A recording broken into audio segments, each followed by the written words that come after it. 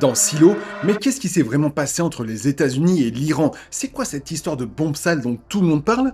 Pourquoi Charlotte se retrouve face à un nuage impossible à 50 000 pieds d'altitude?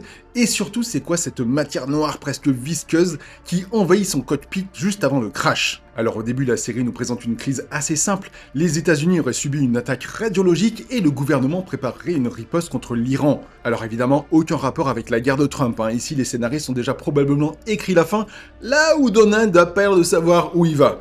Sauf que plus on regarde les détails, et moins ça ressemble à une guerre classique. Hélène doute déjà de la version officielle, Charlotte est envoyée vers une cible absente des informations, et son escadron rencontre une technologie qui ne ressemble ni à une bombe nucléaire, ni à une défense militaire normale. Alors avec les livres, on peut commencer à comprendre ce que la série prépare, l'Iran n'est probablement pas un mensonge total, c'est peut-être une vérité crédible pour empêcher tout le monde de regarder ce qui se passe derrière. Alors attention, cette vidéo contient des spoilers importants sur les romans Silo, bon je vais éviter de raconter précisément les futurs arcs de la série, on va surtout utiliser les livres pour comprendre le conflit, la matière vue par Charlotte et la logique qui mène à l'enfermement de l'humanité. Donc si t'as envie de découvrir chaque réponse uniquement avec la série, garde cette vidéo pour plus tard. Et pour les autres, on descend dans la partie la plus sale de l'histoire. Et évidemment, si c'est pas encore fait, like la vidéo et n'hésite pas à t'abonner pour suivre mes analyses de la saison 3. Parce que Silo ne nous montre pas seulement les conséquences du plan, la série commence enfin à nous présenter ceux qui vont le concevoir. Dans la chronologie du passé, Daniel Keane est un élu américain originaire de Géorgie. Il est aussi ingénieur et il a travaillé sur une technologie de forage capable de creuser d'immenses tunnels en perturbant le moins possible la surface. Daniel est probablement l'homme qu'on va utiliser pour concevoir les silos. Dans les romans, son équivalent s'appelle Donald Keane. Il participe à la création sans comprendre immédiatement l'objectif complet du projet. La série modifie son prénom et plusieurs relations, mais conserve l'idée centrale. Un ingénieur brillant qu'on rapproche progressivement d'un plan monstrueux. À côté de lui, il y a Charlotte, sa sœur, qui est pilote militaire. Elle contacte Daniel en prenant énormément de précautions et veut qu'il obtienne une place dans la commission chargée de la réponse américaine contre l'Iran. Son objectif n'est pas seulement d'avoir un frère bien placé, elle veut qu'il découvre ce que cette commission sait réellement, puis qu'il transmette ces informations à Hélène. Charlotte soupçonne donc déjà que le récit public ne correspond pas à ce qui se passe sur le terrain. Officiellement, les États-Unis ont subi une attaque à la bombe sale. Alors une bombe sale n'est pas forcément une arme nucléaire qui détruit une ville entière, il s'agit plutôt d'une explosion conventionnelle utilisée pour disperser des substances radioactives. Et ces effets politiques peuvent être immenses. Contamination, évacuation, panique et peur d'une nouvelle attaque. La version publique est donc plus facile à comprendre. L'Iran aurait frappé les États-Unis qui préparaient maintenant des représailles. Sauf que Hélène remet en cause le point de départ lui-même. Est-ce qu'une véritable attaque radiologique a vraiment eu lieu? Est-ce que l'Iran est bien responsable?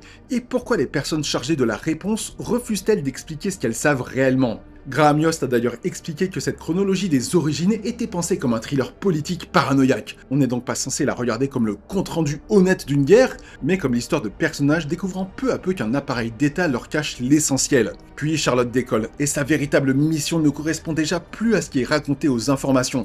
Son escadron se dirige vers une installation secrète dans les montagnes, et sur le trajet, les pilotes aperçoivent un nuage à 50 000 pieds d'altitude, ce qui est déjà anormal. Et lorsqu'ils entrent en contact avec lui, une substance sombre apparaît dans leur cockpit. Elle ressemble à un mélange de liquide, de poussière et de métal, s'accroche aux équipements, perturbe les systèmes et participe au crash de l'escadron. Alors la série n'a pas donné de réponse définitive. Dans les romans de Huyowi, la menace qui pousse les architectes du projet à agir n'est pas seulement une guerre nucléaire, ce sont les nanotechnologies, des machines microscopiques capables de circuler dans l'environnement et dans le corps humain. Certaines peuvent protéger, réparer ou prolonger la vie, d'autres peuvent être programmées pour tuer. La différence entre le remède et l'arme ne vient donc pas forcément de la technologie elle-même, mais de celui qui la contrôle. Dans les livres, plusieurs acteurs commencent à militariser ces nanos. La peur n'est plus seulement qu'une attaque ait lieu, mais que ces armes deviennent impossibles à contenir et finissent par se répandre partout. L'Iran peut donc parfaitement jouer un rôle réel dans la série, une installation iranienne développe peut-être cette technologie, le nuage pourrait être un système défensif protégeant le site, une véritable attaque radiologique a même pu avoir lieu, mais cela ne signifie pas que le récit officiel donne toute la vérité. L'Iran pourrait être le premier domino visible, et pendant que le public regarde ce conflit, certains dirigeants comprennent que la nanotechnologie militaire risque bientôt de rendre toute la planète incontrôlable. Et ils préparent alors une réponse que personne n'a approuvée. Alors cette scène aérienne n'existe pas réellement dans les romans. La série a inventé la mission de Charlotte, elle a matérialisé la menace sous une forme de nuage. Et c'est une très bonne manière de donner une apparence concrète à des nanos qui seraient beaucoup plus difficiles à représenter autrement. La série ne dit pas encore ouvertement qu'il s'agit de nanobots, mais elle transforme une menace normalement invisible en tempête technologique capable de pénétrer dans un avion, de détruire ses systèmes et peut-être même d'affecter les personnes exposées. Charlotte survit au crash et elle est transportée vers une clinique spécialisée dans les troubles neurologiques. Et lorsqu'elle revoit Daniel, elle ne le reconnaît même plus. Cette perte de mémoire peut encore s'expliquer par son traumatisme crânien, mais la saison place son histoire directement en parallèle avec celle de Juliette, dont les souvenirs sont supprimés chimiquement dans le présent. Et Graham Yost a même confirmé que les deux trajectoires étaient pensées pour se répondre. Charlotte pourrait donc montrer les débuts de la technologie de contrôle de la mémoire qui sera ensuite perfectionnée dans les silos. Une personne découvre quelque chose, elle survit et elle revient incapable de raconter ce qu'elle a vu. Et 3 siècles plus tard, la méthode est devenue une procédure parfaitement maîtrisée. Dans les romans, la construction des silos est cachée derrière un projet appelé le CADFAC. Officiellement lié au stockage de déchets nucléaires, en réalité, 50 silos et un centre de commandement sont construits. Le plan est notamment porté par Thurman, Victor et Erskine. Erskine maîtrise les nanos, Victor défend la logique du grand redémarrage, et Thurman transforme cette peur en opération politique. Leur raisonnement est terrifiant. Les nanotechnologies finiront par détruire l'humanité. Les armes deviennent trop petites pour être détectées et trop faciles à répandre.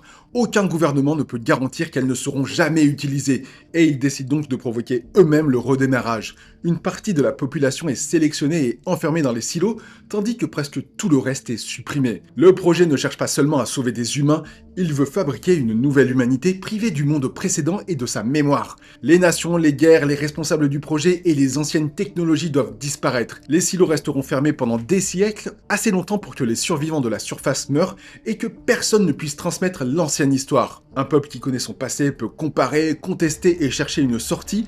Un peuple né sous terre, sans archives ni autre modèle, finit par croire que sa prison est simplement le monde. La mémoire n'est donc pas seulement le thème de la saison 3, c'est la fondation même du projet. Dans le présent, Camille fait supprimer les souvenirs de Juliette pour protéger le système.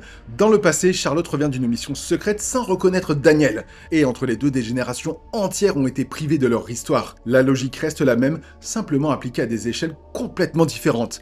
La question reste pourtant essentielle. Si le monde entier n'est pas empoisonné, alors pourquoi les habitants meurent dès qu'ils sortent ? Dans les livres, la zone autour des silos est artificiellement contaminée par les mauvais nanos. Cette sorte de dôme de la mort empêche les habitants de découvrir trop tôt que la nature peut survivre au-delà du périmètre. Les nettoyeurs meurent parce qu'ils restent dans la zone piégée, alors que plus loin, le monde peut redevenir habitable. Les humains vivant à l'extérieur n'étaient cependant pas censés survivre assez longtemps pour rencontrer les générations qui sortaient des silos. Le projet attend leur disparition. La promesse de sauver l'humanité change alors complètement de sens. Les responsables veulent sauver la version qu'ils auront choisie, enfermée, surveillée et privée de son passé. Même les habitants sélectionnés restent jetables. Si un silo se rebelle, découvre trop de choses ou dérive du plan, le Safeguard peut exterminer ses 10 000 habitants. Ils sont donc sauvés mais sous condition, tant qu'ils restent compatibles avec le programme. Et c'est pour ça qu'il faut nuancer la place de l'Iran. Dire simplement que l'Iran est un leurre serait probablement trop facile. La menace peut être réelle, l'attaque peut avoir existé et l'Iran peut être lié aux premières armes nano.